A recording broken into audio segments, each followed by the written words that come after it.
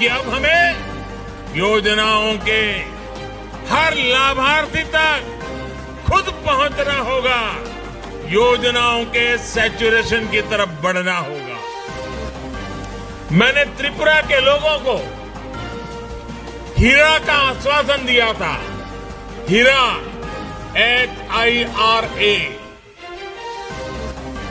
H से highway, I से internet वे, R से रेलवे और A से एयरवेज।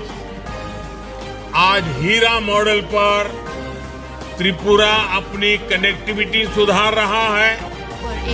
पूर्वोत्तर को नए साल की सौगात देने पहुंचे पीएम मोदी ने त्रिपुरा के अगरतला में महाराजा बीर विक्रम हवाई अड्डे पर नए इंटीग्रल टर्मिनल बिल्डिंग का उद्घाटन किया। त्रिपुरा ग्राम समृद्धि योजना और विद्या ज्योति स्कूल परियोजना का भी शुभारंभ कर दिया। विकास को उपहार देने पहुंचे पीएम मोदी ने भ्रष्टाचार की आड़ में पिछली सरकारों पर प्रहार किया, तो साथ ही डबल इंजन सरकार का गुणगान किया। पहले यहाँ भ्रष्टाचार की गाड़ी रुकने का नाम नहीं लेती थी और विकास की गाड़ी पर ब्रेक लगा हुआ था। पहले जो सरकार यहां थी उसमें त्रिपुरा के विकास का न विजन था और न ही उसकी नीयत थी।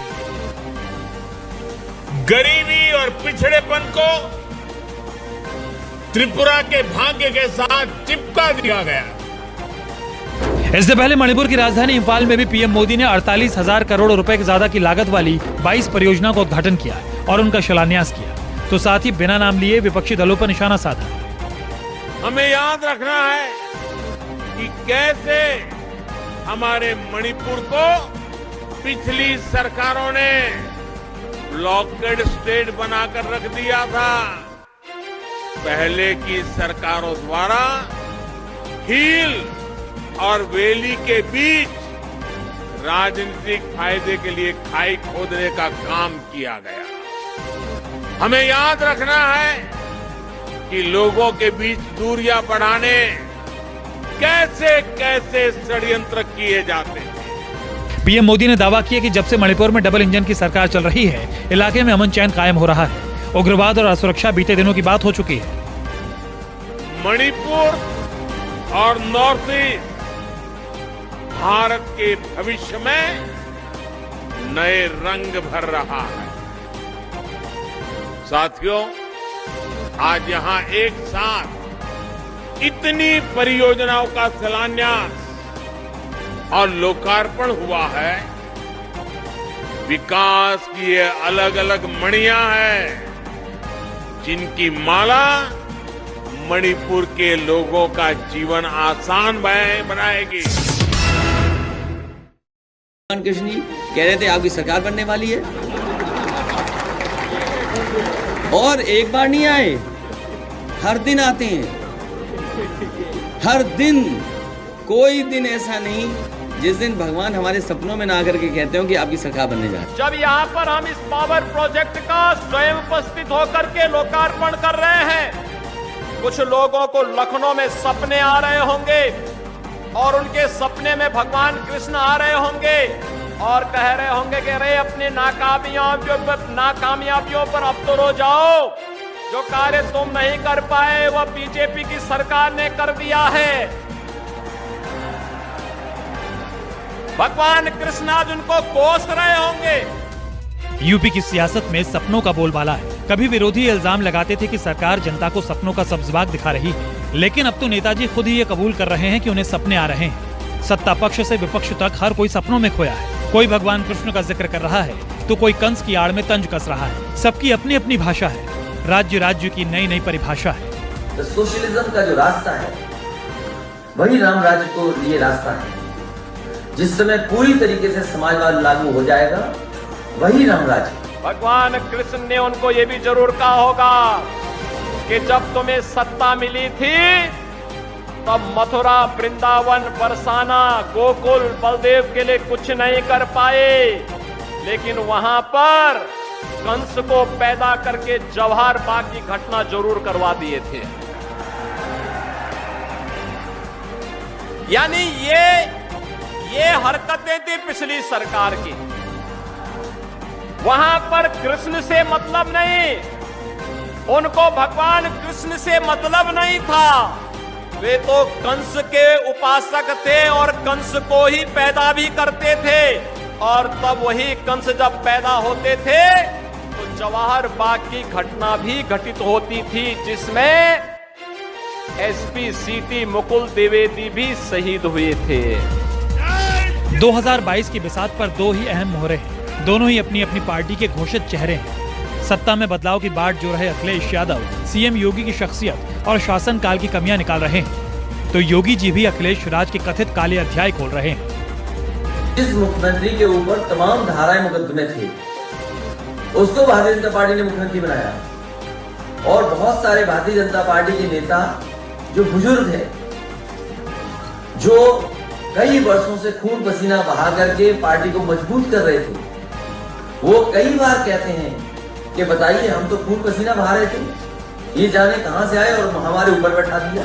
डबल इंजन की सरकार डबल डोज का काम भी करती है, जनता को दुगना कई गुना लाभ भी देती है। लेकिन जब विकास की सोच की सरकार नहीं होती है तो आतंकवाद को प्रश्रय देती है, अपराध को प्रश्रय देती है। आज जो पैसा गरीबों के मकान बनने में खर्च हो रहे हैं, फायर स्टेशन के बनाने में, विश्वविद्यालय के बनाने में, एटीएस सेंटर के निर्माण में खर्च हो रहा है, ये पैसा पहले कहां जाता था? निकल देख रहे हैं, एक सप्ताह पहले आपने देखा होगा, हमें जेसीबी से दीवार तोड़ करके नोट की गड्डी निकालनी पड़ी थी। आप देखिए, हमने नाम नहीं लिया था, हमने नाम नहीं लिया, लेकिन कहते हैं ना, कहावत है चोर की दाढ़ी में तिनका। जब ये पैसा निकाला जा रहा था, जो गरीबों का पैसा लूट करके पिछली सरकारों ने भर भर करके दीवालों के अंदर भरा हुआ था, तो सबसे पहले बुरा लगा था समाजवादी पार्टी के बबुआ को। कहते थे कि ये पैसा क्यों निकाला जा रहा है। बीजेपी के राज्यसभा सांसद हरनाथ सिंह यादव का दावा है कि रविवार की रात उनके सपने में भगवान कृष्ण आए थे। सांसद महोदय के मुताबिक भगवान श्री कृष्ण ने उनके स्वप्न में कहा कि मुख्यमंत्री से कहो कि वो उनकी जन्मभूमि से चुनाव लड़े। बस फिर क्या था, हरनाथ सिंह यादव सुबह बिस्तर से उठे और सबसे पहले बीजेपी के राष्ट्रीय अध्यक्ष जेपी नड्डा को चिट्ठी लिखी। मांग यही थी कि सीएम योगी आदित्यनाथ को मथुरा से विधानसभा का चुनाव लड़ाया जाए। अखिलेश यादव ने सवाल के जवाब में भी योगी आदित्यनाथ पर तंज कसा। योगी आदित्यनाथ को फेल सीएम बता दिया। तो हमारे बाबा मुख्यमंत्री फेल हो चुके हैं, अब उनको कोई पास नहीं करा सकता। अब जो पास कराने आ भी रहे हैं वो भी नहीं करा पाएंगे। जो लोग अपने विज्ञापन में झूठ बोलते हैं, जो अपने झूठे विज्ञापन देते हो, इन्हें जब फ्लाईओवर दिखाना था तो कलकत्ता का फ्लाईओवर दिखा दिया, जब इन्हें कारखाना दिखाना था तो अमेरिका के कारखाने दिखा दिए। और जो हमारा पड़ोसी देश है वो हमारे मुख्यमंत्री जी से कुछ सीख गया है, गांव के नाम बदल दिए। ये काम तो हमारे माननीय मुख्यमंत्री करते थे, नाम बदलने का, लेकिन चीन ने भी इनसे सीख लिया, गांव के नाम बदल दिए। यूपी के चुनावी सर्वेक्षणों में अब भी योगी आदित्यनाथ सीएम उम्मीदवार के तौर पर बाकियों के मुकाबले सबसे लोकप्रिय बने हुए हैं, लेकिन अखिलेश यादव उन्हें कड़ी टक्कर दे रहे हैं। हर नए दिन के साथ अखिलेश की लोकप्रियता का ग्राफ बढ़ता जा रहा है।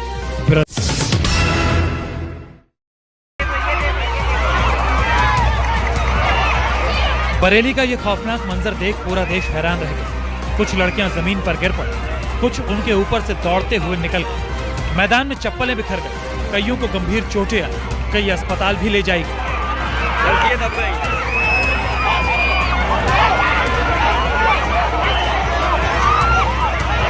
झांसी और लखनऊ की तर्ज पर यूपी कांग्रेस की तरफ से बरेली में लड़कियों का मैराथन आयोजित हुआ था, लेकिन मैराथन के दौरान अचानक भगदड़ मच गई। पल भर के भीतर चीख पुकार मच गई।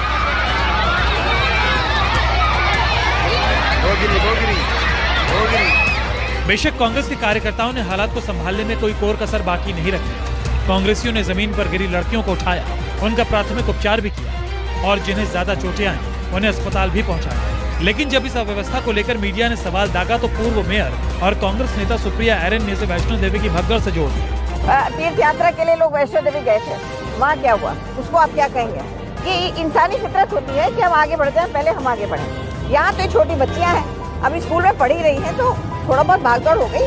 हालांकि मीडिया की तरफ से खिंचाई के बाद एरन ने अपने बयान को लेकर माफी मांग ली, लेकिन साथ ही वो ये कहने से नहीं चूकी कि इसमें बीजेपी की साजिश हो सकती है।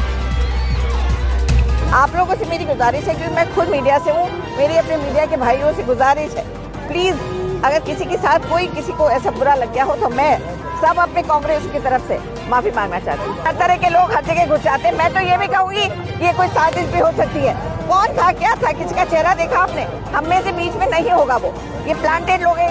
और कांग्रेस का इतना बढ़ता वो देखकर जनाधार, क्या पता कौन बीच में आ गया। तो आप हमें उनकी तरफ से भी आपसे माफी मांगना। बरेली मैराथन के दौरान मची अफरा तफरी को लेकर कांग्रेस विरोधियों के निशाने पर आ गई, लेकिन अपनी गलती छिपाने के लिए पार्टी प्रवक्ता बीजेपी की खामियां गिनाने लगे।